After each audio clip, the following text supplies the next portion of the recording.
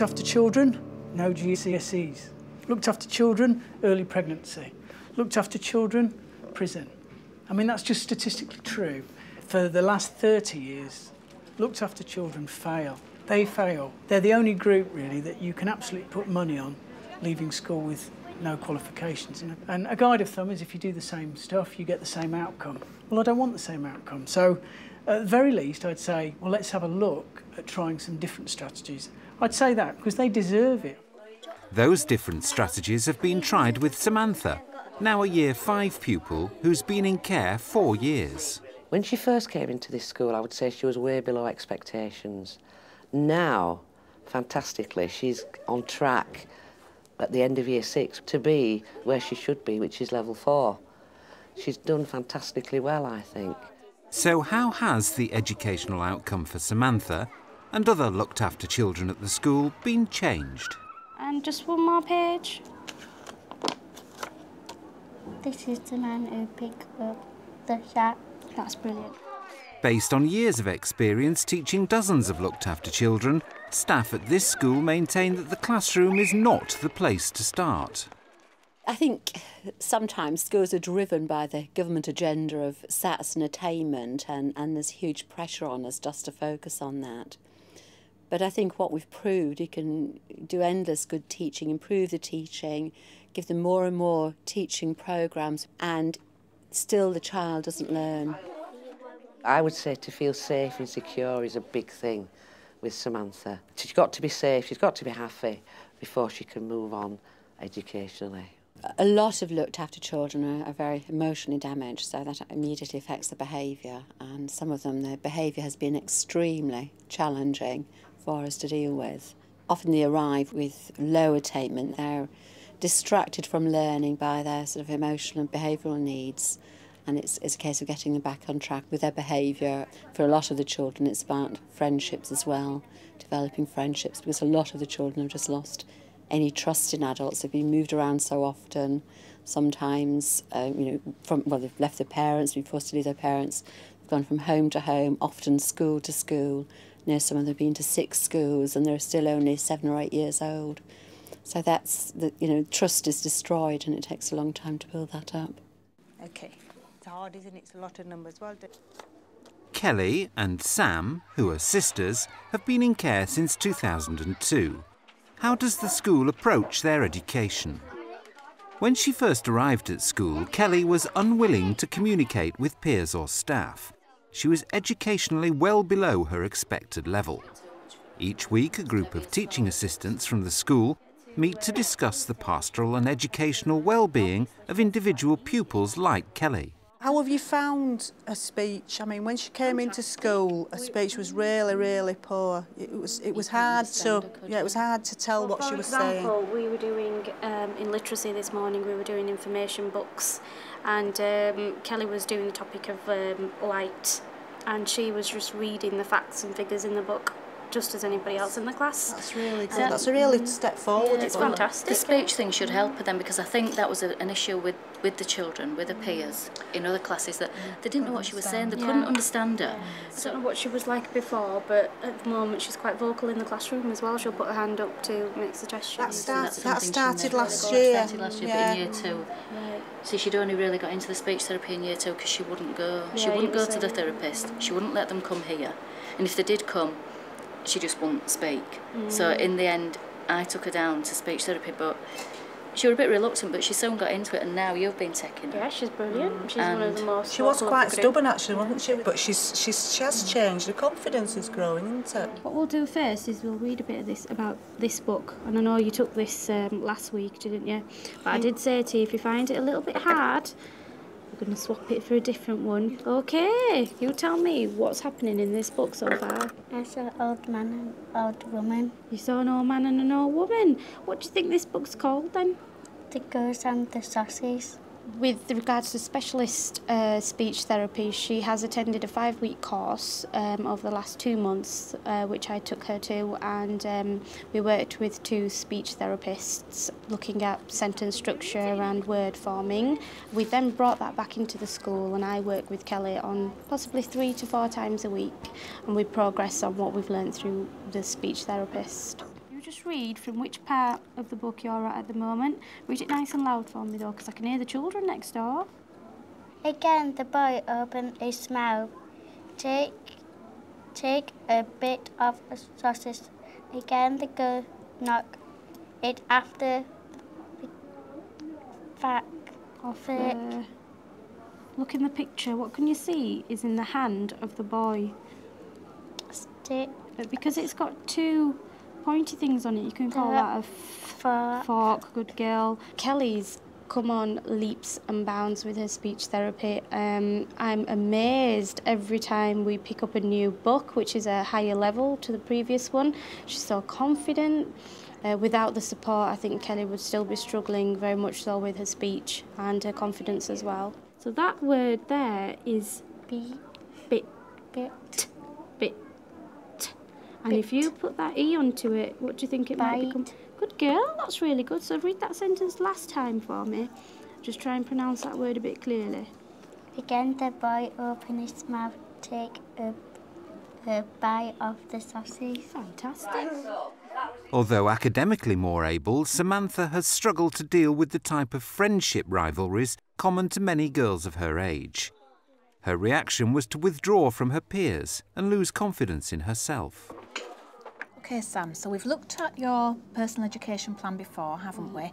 And I just want today to go through this little section, which is your personal achievements, things that you have done well at school, OK? And I know there's lots of them, isn't there? Yeah?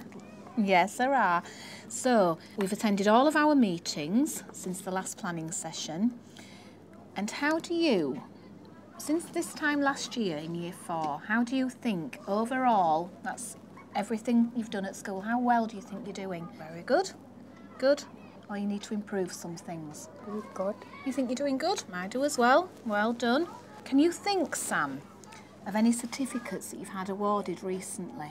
I had my 7 times table. You did your 7 times table, yeah, and that was on your, that was one of your targets from the plan before, wasn't it? Your 7 times table in your artwork. The one thing the children want is to be normal, and they're endlessly having meetings with professionals, social workers and all the rest, you know, and being involved, which is fine. They know there's huge meetings, formal meetings about them and all these people busying themselves. But all they want is to be a normal little person in school like the rest of them. And nobody else has all of that. So in school, most of their provision is done by, well, the whole team really. It's a muck-in approach. I have a superb inclusion team. We call them the Aspire team now. And the Aspire programme is set up to meet all children's needs, anybody who's underachieving or is in need. And they meet every week and they pick up all the bits and pieces of a child's life. Right, have we any issues about Samantha in the playground at lunch times? No. Has she got friends? Well, I think at the moment she's working with Oak Class, isn't she? And she's helping the little ones have their lunch, which I think she's really enjoying. And she's doing that with Shannon, which has helped, I think, help their relationship. She's quite sociable out there now. But before she went to work with Oak Class, it would be the adults she came and spoke to rather than her own peers, wasn't it, really? Yeah. She doesn't rely on us as much outside as she used to, does she, really? No, she's much more confident. Yeah, that's nice. You gonna put some more sand on it? I think we still need to work on some of the self-esteem issues though, don't you?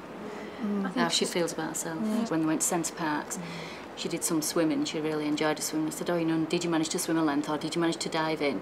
Oh, well, I'm not really that good. She wouldn't say, oh, well, I'm getting better. She said, I'm not really that good. The difference from Key Stage 1, when she was in Year 2, to now in Year 5 is vast. She's just come on so much.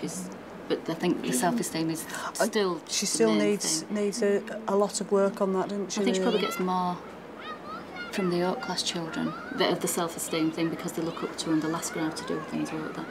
And she'll be the one, because she's older, feels she can tell them. Alright, John, right, you go now, then I'll come and get you. Alright, I'll come and catch you then. So we'll leave them there for the moment unless they say they'd like to have a change.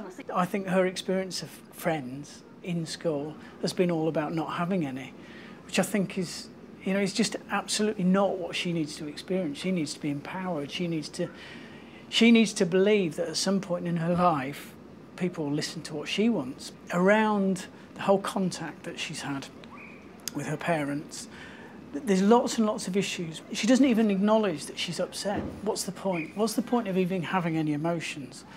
And some of the conversations that you have are, are really, really concerning, because it's like she's given up having the emotional experiences that a human being needs to have just to be alive. She's switched off, given up.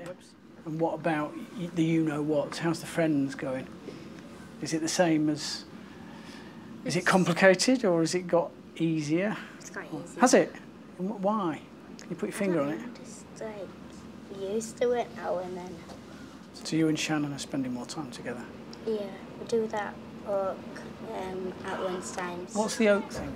And the oak is where we go and play with the oak children. Yeah, yeah. And then we're doing running and activities with them. So instead of just walking about doing nothing, we're doing when they're running, we play tag and stuff. Fantastic. It's fun, and I've got my exercise. So it's good for you as well. Now, seeing her today was really heartening, and you know, when she was talking about being given some responsibility for looking after younger children outside, you could see on her face what that means. And in my opinion, that's all to do with power. That's all to do with her having self-worth and feeling that her influence in the world is of some significance. And I suppose working with young kids, and I mean, it's a great idea, they give you it back straight away. You know, she'll see the smiles on their faces when she plays tig with them. And she can't really offset that to anyone else. That's down to her. And I think that's great.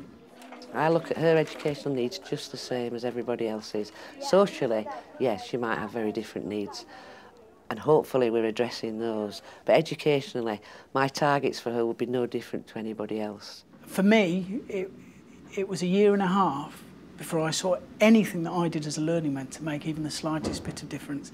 And I nearly left after a year. I assumed it was me. I just thought, can't do this job. No, nothing's changing. And then there was one very difficult boy who'd been excluded several times, changed just a little bit after a year and a half. But it was the beginning of a fantastic success. So I now do believe that those kind of interventions are worth doing. You just don't see, you don't get much for your money for a long time. But I don't think we should be surprised by that, because you're dealing with personalities and you're trying to just change personalities and change relationships, and it's hard enough as adults. Well, we're not very good at it as adults. It's no easier for them. These girls, they actually skip into this school with a jolly step, you know. You can tell that they look forward to coming. It's working very well. The care definitely is there, and obviously the education factor's high, so we are hoping in time that you know, they'll just proceed further. Just read that sentence for me again. This is a bear who fell in the bin. Fantastic.